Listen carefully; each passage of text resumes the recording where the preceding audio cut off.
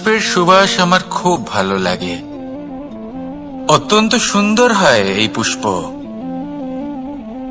এইভাবে চারিদিকে পুষ্প দেখে মন আনন্দিত হয়ে ওঠে।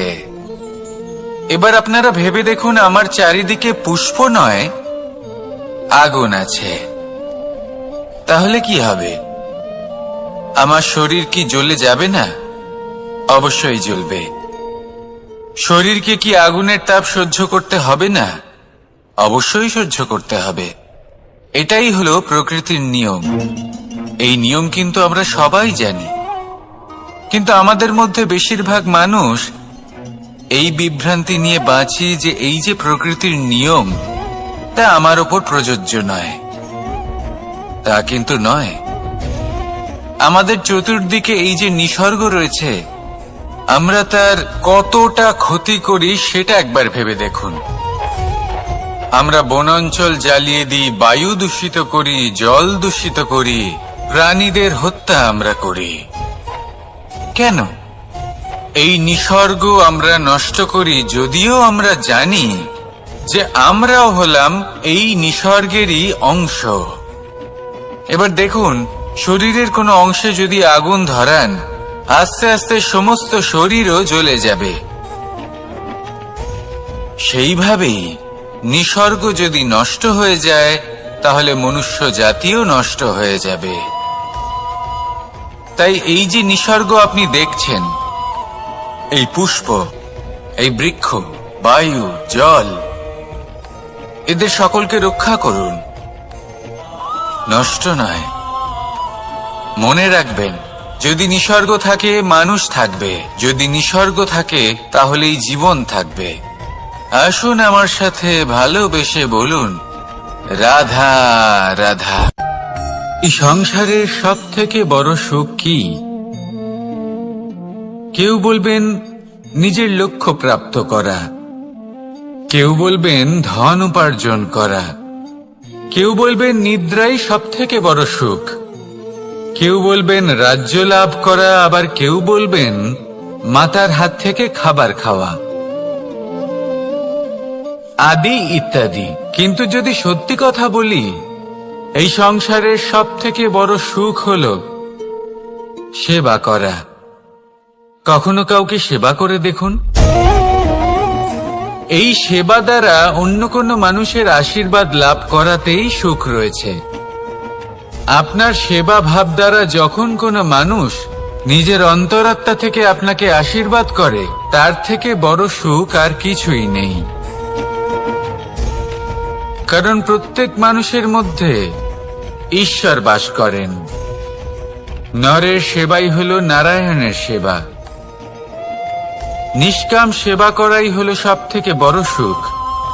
তাই নিজের অন্তরে সেবার এই ভাব জাগ্রত করুন।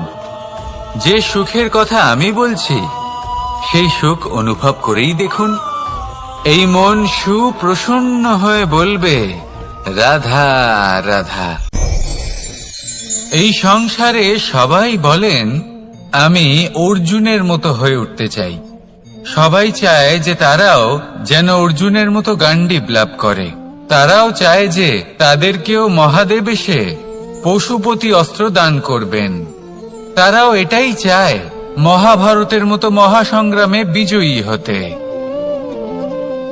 কিন্তু সবাই ভুলে যান যে অর্জুন যা হতে পেরেছিলেন সবকিছুই অর্জন করেছিলেন। যদি আপনিও অর্জুনের মতো গান্ডীব লাভ করতে চান, তবে আপনাকেও তার মতোই শ্রেষ্ঠ কাঠ নির্বাচন করতে হবে। সেই কর্ম আপনাকেই করতে হবে। তার প্রত্যঞ্চা যাতে তীব্র হয়, তার জন্য আপনাকে সর্বশ্রেষ্ঠ দড়ি খুঁজে বের করতে হবে। আপনার বাণ যাতে ঘাতক হয়, সেই জন্য আপনাকে নতুন নতুন ধাতু খুঁজে বের করতে হবে। সেই শিক্ষা আপনাকে লাভ করতে হবে, তবেই আপনার ইচ্ছে পূর্ণ হবে। অর্জুন হওয়া বড়ই সরল, যদি আপনি কিভাবে অর্জন করতে হয় তা জানেন। শুধুমাত্র স্বপ্ন দেখেন যারা, তারা কখনোই অর্জন করতে পারবেন না। কিন্তু যদি কেউ অজ্ঞাতবাস ভোগ করতে পারে, যদি কেউ লাক্ষাগৃহ থেকে পালিয়ে বাঁচতে পারে, যদি কেউ কঠোর তপস্যা করতে পারে, প্রতীক্ষা করতে পারে এবং পরিশ্রম করতে পারে, তাহলে সে অর্জুন অবশ্যই হয়ে উঠবে। যদি আপনি অর্জুন হয়ে উঠতে চান, তাহলে কর্ম করতে শিখুন আর আমার সাথে ভালোবেসে বলুন, রাধা রাধা। জীবন থাকলে লক্ষ্য অবশ্যই থাকবে। যদি লক্ষ্য থাকে, তার পথ অবশ্যই থাকবে। যদি পথ থাকে, তাহলে বাধা অবশ্যই থাকবে।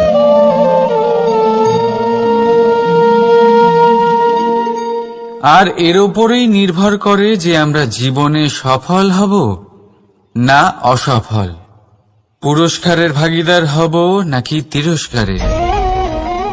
মনে করুন আপনাকে একটা কাজ করতে হবে, আপনাকে পর্বত আরোহণ করতে হবে, আর সেই পথের ঢাল আপনাকে একাধিকবার ফেলে দেবে।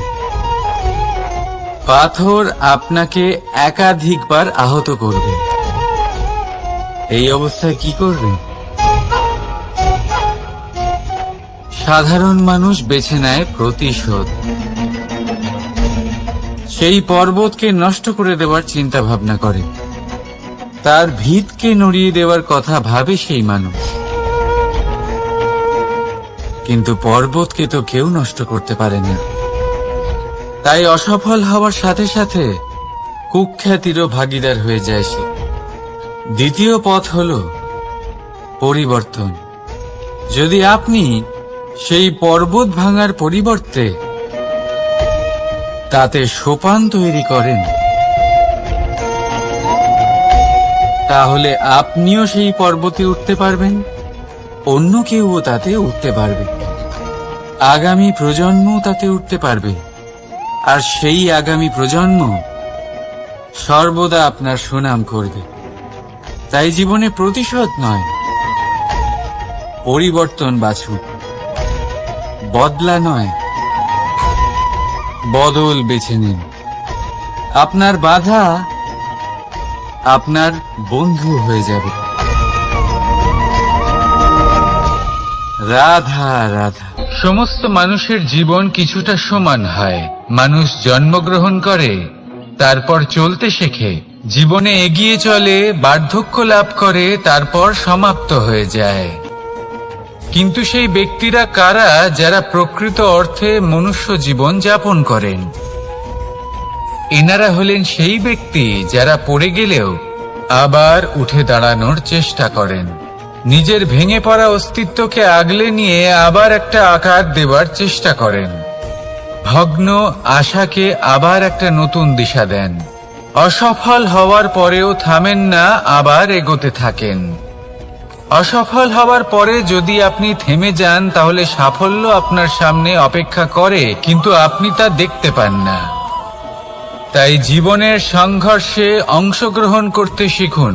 জীবনের সংঘর্ষ থেকে পালাবেন না।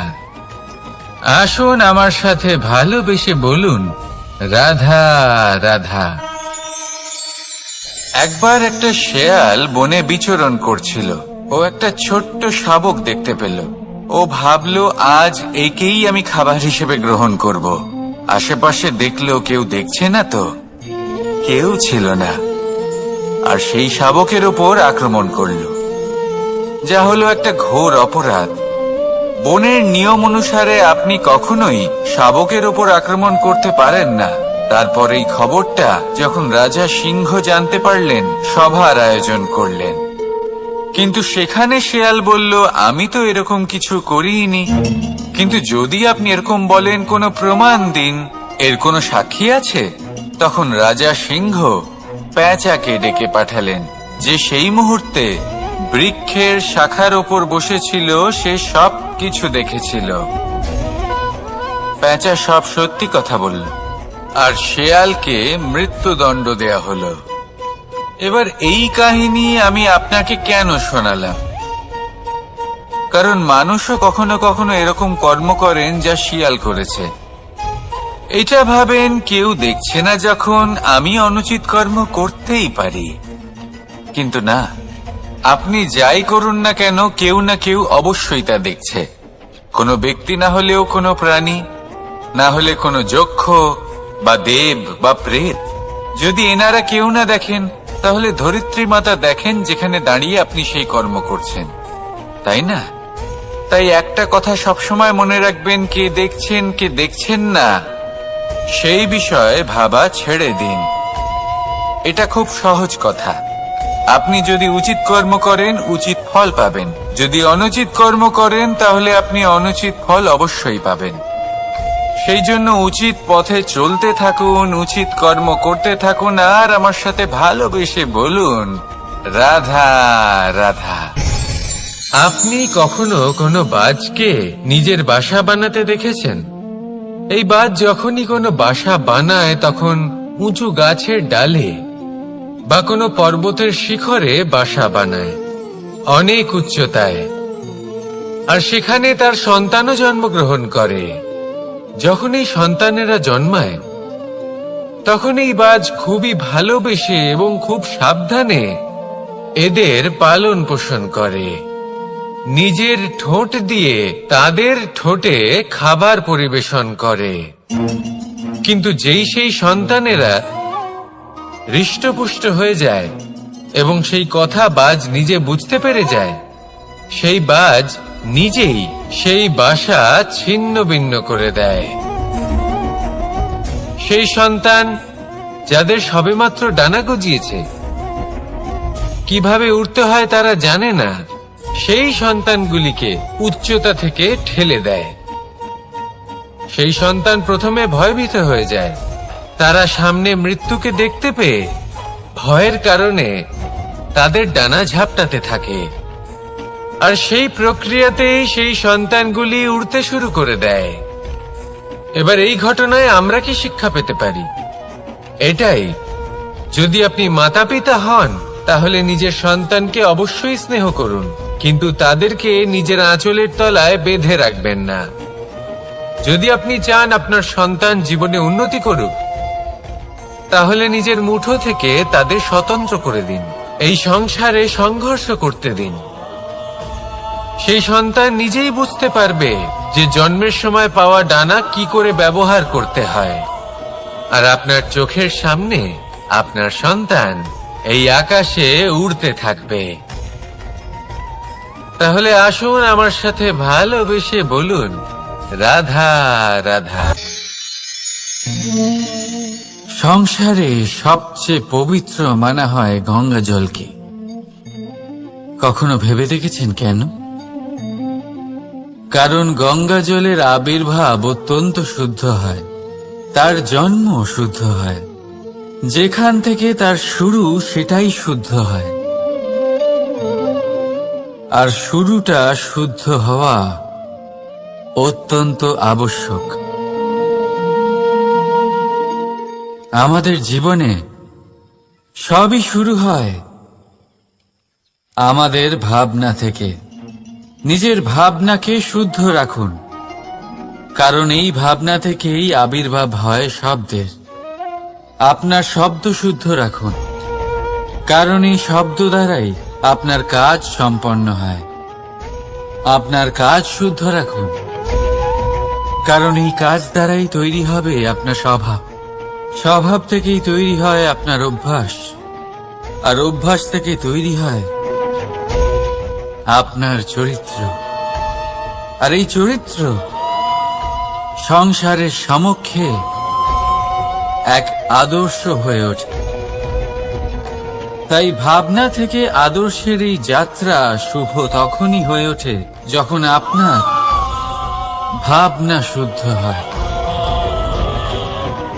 এই সংসারে, এই জীবনে নিজের ভাবনা শুভ রাখলে, শুদ্ধ করলে আপনার মন সুপ্রসন্ন হয়ে বলবে, রাধা রাধা।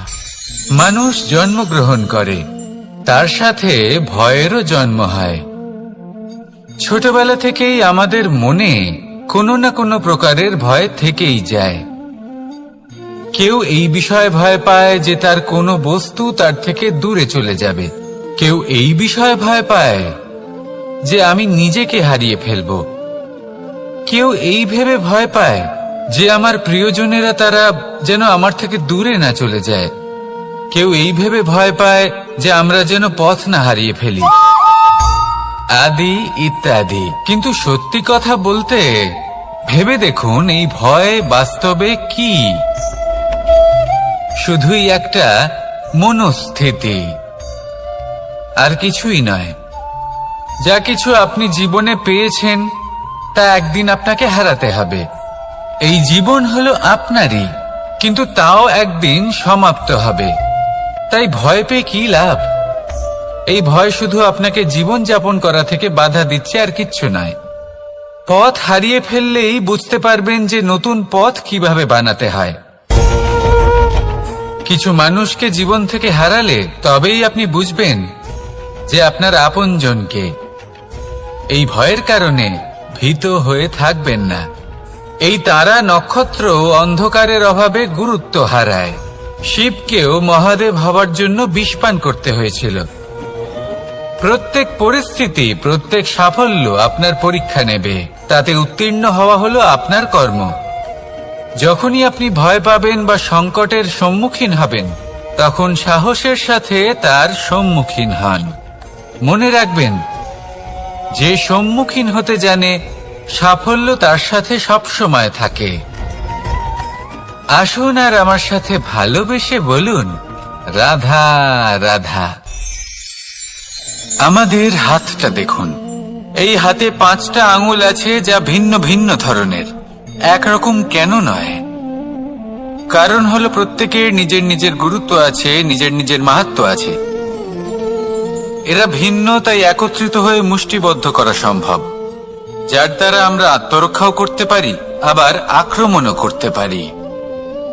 যদি 5টি আঙুল সমান হতো তাহলে মুষ্টিবদ্ধ হতে পারত না, নিজেদের মধ্যে বিভ্রান্তির সৃষ্টি করত। এবার এরকমই কিছু আমাদের সংসারেও হয়। আমাদের দেশ, যেখানে একটি ভূমির ওপর ভিন্ন ভিন্ন ধর্মের মানুষ বাস করেন, ভিন্ন ভিন্ন জাতি, ভিন্ন ধর্ম, ভিন্ন ভাষা। কিন্তু যদি আমরা এটা ভাবি যে কিভাবে এই দেশকে কল্যাণের পথে নিয়ে যাওয়া যায়, কিভাবে এর বিকাশ করা সম্ভব, তাহলে আমাদের একত্রিত হওয়া শিখতে হবে। যেইভাবে 5টা আঙুল একত্রিত হয়, মুষ্টিবদ্ধ হয়, সেইভাবেই আপনার যে ভাষাই হোক, যে ধর্মই হোক, যে জাতি হোক না কেন, ঠিক আছে, আবশ্যক হলো আপনার নিজের কর্মভূমির সাথে, আপনার ধরিত্রীর সাথে যুক্ত থাকা, সাথে থাকা। তবেই দেশের উন্নয়ন সম্ভব। তবেই এই দেশ স্বতন্ত্র থাকবে, সফল হবে, আর এই মন প্রসন্ন হয়ে বলবে, রাধা রাধা। মাকড়সারা ভীষণ পরিশ্রম করে এটা তৈরি করে। নিজের শরীরের রস দিয়ে এই জাল বনে। আপনি কি এটার উদ্দেশ্য জানেন?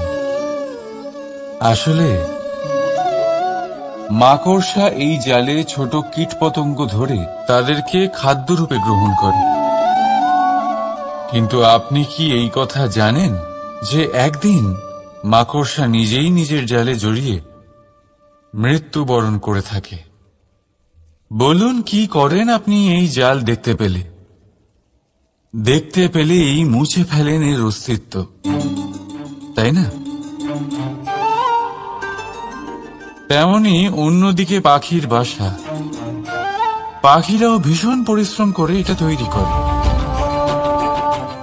কিন্তু যদি পাখি একদিন এটা ছেড়ে চলে যায়, তাহলেও লোকে এটা নষ্ট করে দেয় না। কারণটা কি? এর কারণ হলো এর নির্মাণ জীবন সঞ্চারের জন্য করা হয়েছিল, নষ্ট করার জন্য নয়। তাই মনে রাখবেন, জীবনে আপনার পরিশ্রম যতই বেশি হোক না কেন, যদি আপনার লক্ষ্য শুভ না হয়, তাহলে আপনারও বিনাশ নিশ্চিত।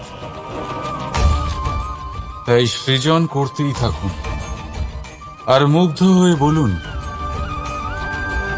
রাধা রাধা।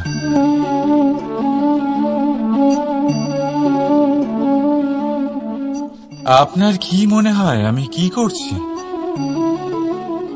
আপনি বলবেন আমি প্রদীপ জ্বালাচ্ছি। সঠিক, কিন্তু প্রশ্ন হচ্ছে যে আমি কি আপনাকে বলেছি যে একে প্রদীপ বলা হয়? না। এই প্রদীপ কি নিজেই নিজের পরিচয় আপনাকে দিয়েছে? না। তাহলে আপনি কি করে জানলেন যে একে প্রদীপ বলা হয়? উত্তর হচ্ছে প্রকাশ। যে স্বয়ং জ্বলে অন্ধকারের মধ্যে সংসারকে পথ দেখায়, সেটাই প্রদীপ। যা নিরাশার মাঝে আশার আলো প্রদর্শন করে, সেটাই প্রদীপ।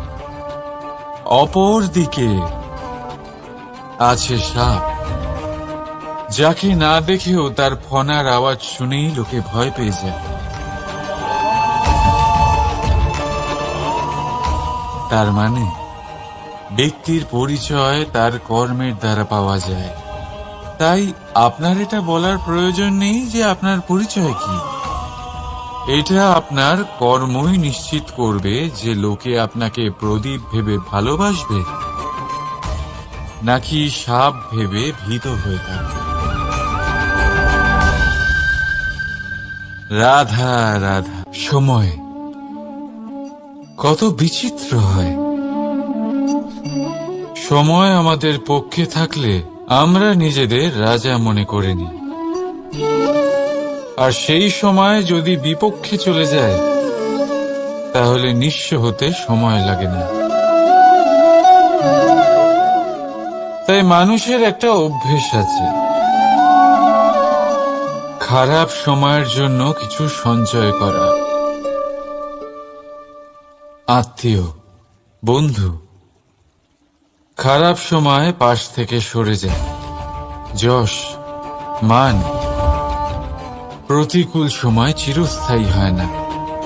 তাই মানুষ মনে করে অর্থ সঞ্চয় করাই শ্রেয়। অর্থের কোনো হৃদয় নেই যা সময়ের সাথে পরিবর্তিত হবে। সংসার বলে সর্বদা অর্থ সঞ্চয় করতে থাকুন। খারাপ সময় অবশ্যই কাজে লাগবে, কিন্তু আমি বলবো শুভ কর্ম করতে থাকুন, আনন্দে থাকুন, নিজের ওপর আর ঈশ্বরের ওপরে বিশ্বাস রাখুন। খারাপ সময় কখনো আসবেই না। রাধা রাধা। প্রকৃতি মানুষকে এক বিশেষ শক্তি দিয়েছে, অন্য জীবের থেকে বেশি শক্তি দিয়েছে। স্মরণ শক্তি। এই শক্তি মানুষকে অন্য জীবের থেকে ভিন্ন করে, ইতিহাস রচনা করার প্রেরণা দেয়, জ্ঞানকে বংশানুক্রমে এগিয়েও নিয়ে যায়। আর যারা ভুলে যান, অধিকাংশ সময় তারা উপহাস আর দয়ার পাত্র হয়ে যান। কিন্তু এটাই কি প্রকৃত রূপে সত্য? না। এই স্মরণ শক্তি মানুষের বিকাশে সব থেকে বড় বাধা হয়ে দাঁড়ায়। তার মনকে দূষিত করে দেয়। খারাপ অভিজ্ঞতা, কারোর করা বিশ্বাসঘাতকতা, কারোর কটাক্ষ বেশিরভাগ মানুষই ভুলতে পারেন না, আর তারপর প্রতিশোধ নিতে উদ্যত হন। প্রথমে সময় নষ্ট করেন প্রতিশোধের প্রস্তুতিতে, আর তারপর সময় নষ্ট করেন প্রতিশোধ নেওয়ার সুযোগ খুঁজতে। যদি সন্তুষ্টি পেতে চান, যদি জীবনে আনন্দ পেতে চান, তাহলে স্মরণ শক্তির সদ্ব্যবহার করুন। নিজের স্মরণ শক্তিকে চালনা করুন শুধুমাত্র ভালো কথা আর ভালো স্মৃতির দিকে। জীবনে আনন্দ পাবেন, রাধা রাধা। মানুষ নিজের পরিবারের জন্য কত কিছুই না করে, দিন রাত পরিশ্রম করতে থাকে যাতে তার পরিবারের প্রয়োজন পূরণের জন্য অর্থ রোজগার করতে পারে। কিন্তু শুধু অর্থ রোজগার করাটাই কি যথেষ্ট? আপনি বলবেন হ্যাঁ, নিশ্চয়ই। অর্থ দিয়ে সবকিছু পাওয়া যায়, বিদ্যা পাওয়া যায়, বাড়ি পাওয়া যায়, ওষুধ পাওয়া যায়, আর কত কিছুই না পাওয়া যায়। এইসব একটা পর্যায় পর্যন্ত সঠিক, কিন্তু একটু মন দিয়ে ভেবে দেখুন, যখন কোনো শিশু অসুস্থ হয়ে পড়ে তখন সে ওই তিক্ত ওষুধ কেন খেয়ে নেয়? এই জন্য কারণ ওর পিতা সেই ওষুধ অর্থ দিয়ে কিনেছে? না, বরং এই জন্য কারণ তার পিতা যে তার সামনে দাঁড়িয়ে, তার ওপরে তার বিশ্বাস আছে। বিশ্বাস আছে যে উনি তার কিচ্ছু হতে দেবেন না। এই বিশ্বাস, এই সংস্কার, এই শিক্ষা কখনো অর্থ দিয়ে পাওয়া যায় না। এটা পাওয়া যায় সেই সময় থেকে যা মাতা পিতা তাদের সন্তানের সাথে কাটিয়েছেন। তাই জীবনে অর্থ অবশ্যই উপার্জন করুন, কিন্তু নিজের পরিবারকেও সময় দিন, আনন্দ পাবে। রাধা রাধা। বিরোধিতা এমন এক শব্দ যা শুনে আমরা সবাই ভয় পেতে থাকি। যদি কেউ আমাদের বিরোধিতা করে তা আমাদের সহ্য হয় না। আমরাও কারোর বিরোধিতা করে কোনো শত্রুতা করতে চাই না। এই ধরনের ভাবনা আমাদের মনে আসতেই থাকে। কিন্তু বিরোধিতা, এই শব্দ আপনার শান্তির জন্য, আপনার সুখের জন্য কতটা গুরুত্বপূর্ণ তা আপনারা জানেন না। তাই যদি কাল এসে কেউ আপনার বিরোধিতা করে, তখন সবার আগে নিজেকে যাচাই করুন। আপনি কি ভুল করেছেন? আপনার দোষ কি? নিজের মধ্যে কি ত্রুটি আছে সেটা বোঝার চেষ্টা করুন। নিজেকে সংশোধন করার চেষ্টা করুন, তারপর দেখুন বিরোধিতার এই আগুন আপনাকে স্বর্ণ থেকে কুন্দন বানিয়ে তুলবে। বলা হয় এই সংসারে খারাপ বেড়েই চলেছে, কিন্তু তার কারণ এ নয় যে খারাপ মানুষ বেড়ে চলেছে। তার কারণ হলো যে ভালো মানুষ, যাদের ভালো চিন্তা, ভালো বিচারধারা আছে, তারা খারাপের বিরোধিতা করতে পারে না। যদি আপনার সম্মুখে কোনো খারাপ কর্ম হয়, তাহলে তার বিরোধিতা করতে সংকোচ করবেন না, কারণ বিরোধিতার এই আগুন মন্দকে পিছুপা হতে অবশ্যই বাধ্য করে। রাধা রাধা। বিশ্বাস, জীবনে বিশ্বাস কতটা গুরুত্বপূর্ণ। একজন স্ত্রী তার স্বামীর হাত ধরে যে কোনো জায়গায় যেতে পারেন, এর কারণ হলো বিশ্বাস। তার নিজের স্বামীর ওপরে বিশ্বাস আছে। যখন একজন মা তার ছোট বাচ্চাকে কোলে তুলে হাওয়ায় ওঠায়, তখন সেই বাচ্চা ভয়ভীত হয়ে যায় না। তার কারণ হলো বিশ্বাস। তার বিশ্বাস আছে যে তার মা তার কিচ্ছু হতে দেবে না। এক বৈদ্যের দেওয়া ঔষধ সন্তান কিছু না বুঝে শুনেই খেয়ে ফেলে। সেই বৈদ্যের জ্ঞানের বিষয়ে তার কোনো ধারণাই থাকে না, শুধু নিজের পিতার উপরে বিশ্বাস আছে যে তার পিতা তাকে খারাপ কিছুই দেবে না। যখন এই সংসারের প্রতিটা বন্ধন বিশ্বাসের উপরে দাঁড়িয়ে আছে, তাহলে কেন এই বিশ্বাসকে আমরা জীবনে আনতে পারি না? আপনি নিজেই দেখুন, এই বিশ্বাস নিজের জীবনে এনে দেখুন, সবকিছু আরো সুন্দর হয়ে যাবে।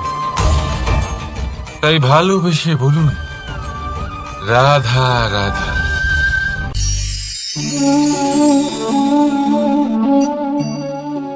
অহংকার, এই শব্দটা সবাই শুনেছেন। বহু মানুষকে আপনি এটা বলতে শুনেছেন যে ওই ব্যক্তির অহংকার আছে, ওই মানুষটির ক্ষমতার অহংকার আছে, ওই ব্যক্তির নিজের রূপ নিয়ে অহংকার আছে, ওই ব্যক্তির নিজের অর্থের অহংকার আছে, ইত্যাদি ইত্যাদি। কিন্তু এই অহংকার, এর অস্তিত্ব হয় কি করে? এবারে একবার এই হাতটা দেখুন। যদি এই হাতের 5 আঙ্গুল উঠে দাঁড়ায়, আশীর্বাদ। আর যদি এই হাতের 5টা আঙ্গুল একসাথে মুঠো হয়ে যায়, শক্তি, সংকটের বিরুদ্ধে ঢাল। কিন্তু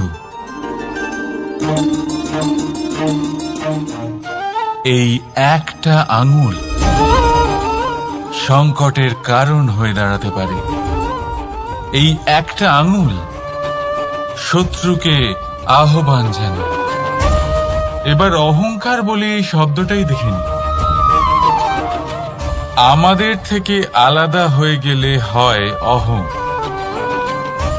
অহং অর্থাৎ ব্যক্তির মনে হয় যে সে আপনদের থেকে, নিজের বন্ধুদের এবং সঙ্গীদের থেকে, নিজের পরিবারের থেকে অনেক উপরে, অনেক শ্রেষ্ঠতর সে। কিন্তু মনে রাখবেন, এই অহংকার কোন ব্যক্তির অস্তিত্বের বিনাশের প্রথম ধাপ।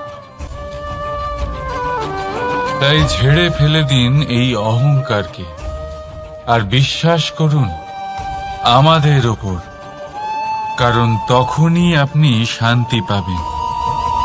আর সেই শান্তির সাথে বলে উঠবেন, রাধা রাধা।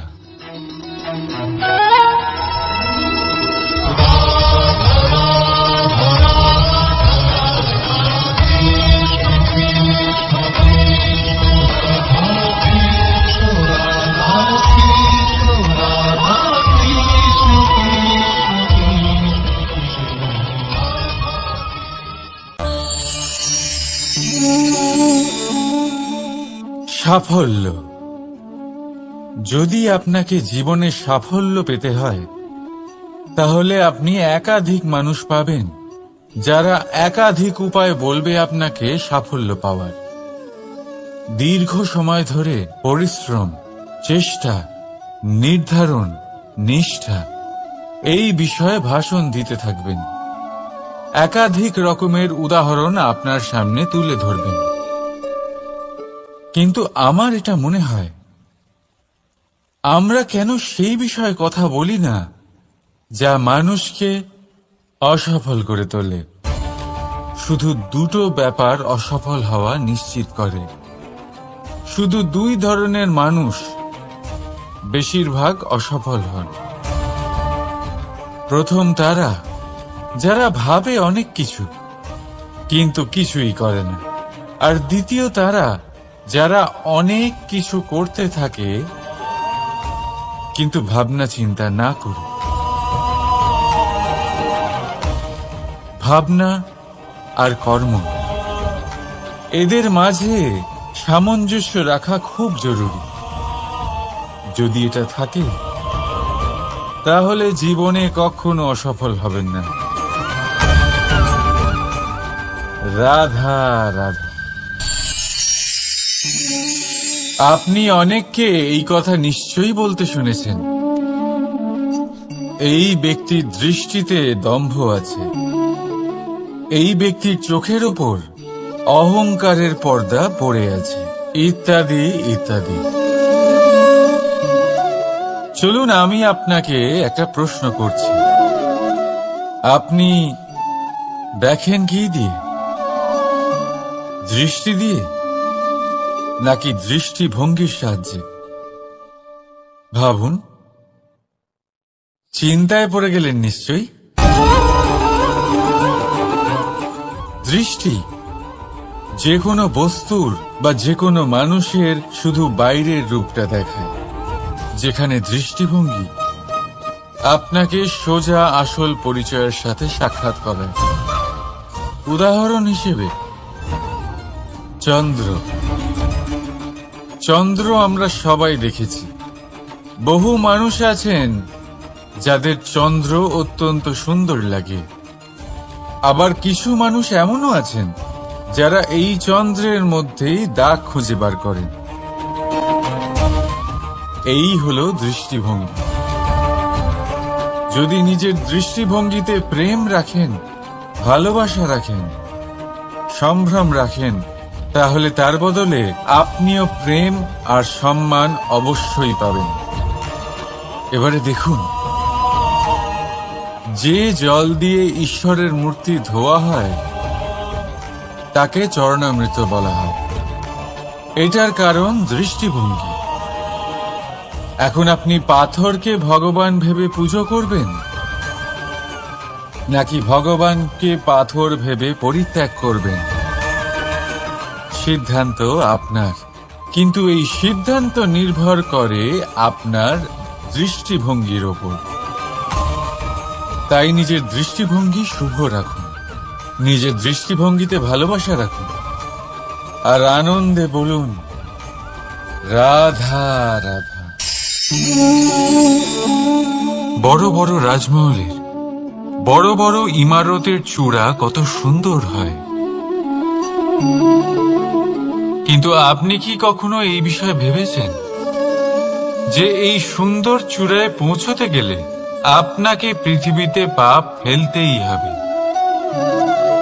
সেই সুন্দর চূড়ায় পৌঁছে দীপ্তি পাওয়ার জন্য আপনাকে একটা কঠিন পথ অবলম্বন করতেই হবে। যদি আপনি কোনো কঠিন পথে না গিয়ে এই পৃথিবীর সাহায্য ছাড়াই শুধু উচ্চতার দিকে অগ্রসর হতে থাকেন, তাহলে সর্বদা অসফল হবেন। সেই জন্য নিজের স্বপ্ন পূরণের এই যাত্রাতে নিজের পথ কখনোই হারাবেন না, নিজের পথ থেকে সরবেন না। যদি এমন করেন, তাহলে তো আপনার স্বপ্ন পূরণ হবেই না, তার সাথে আপনি নিজের পথও হারাবেন। রাধা রাধা। কৌতুক অর্থাৎ হাসি, এটা জীবনে কতটা গুরুত্বপূর্ণ। আমরা সর্বদাই হাসতে চাই, আমরা সর্বদা অন্যের মুখে এই হাসি দেখতে চাই। কিন্তু এই কৌতুক অনেক প্রকারের হয়, আর এই কৌতুকের ভিত্তি কি সেটাও খুব গুরুত্বপূর্ণ। কৌতুক কেবল তখনই পাবেন যখন তা শুদ্ধ মন থেকে আসবে। কৌতুক তখনই পাবেন যখন তার সামনের জনকেও হাসিয়ে তার কষ্ট হরণ করবে। এবারে যদি কৌতুক হিংসার থেকে বেরোয়,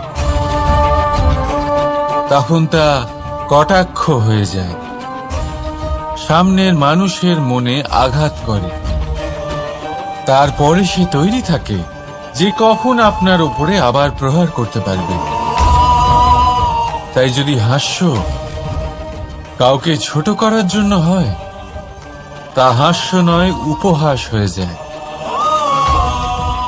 আর তা সামনের জনকে আনন্দ নয়, শুধু অপমান দেবে। আর অপমানিত ব্যক্তির মন তিক্ত হয়ে থাকে।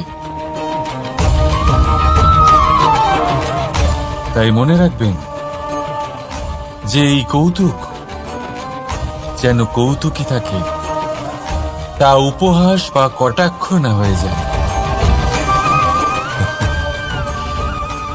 রাধা রাধা।